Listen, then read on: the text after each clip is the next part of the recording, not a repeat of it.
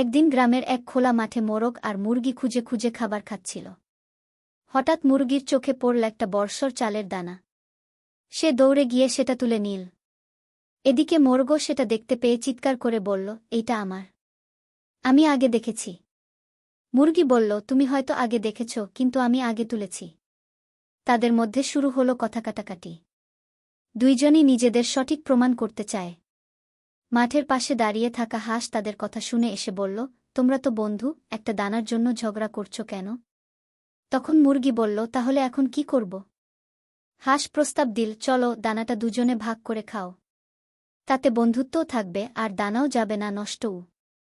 মোরগ ও মুরগি হাঁসের কথা শুনে লজ্জা পেল।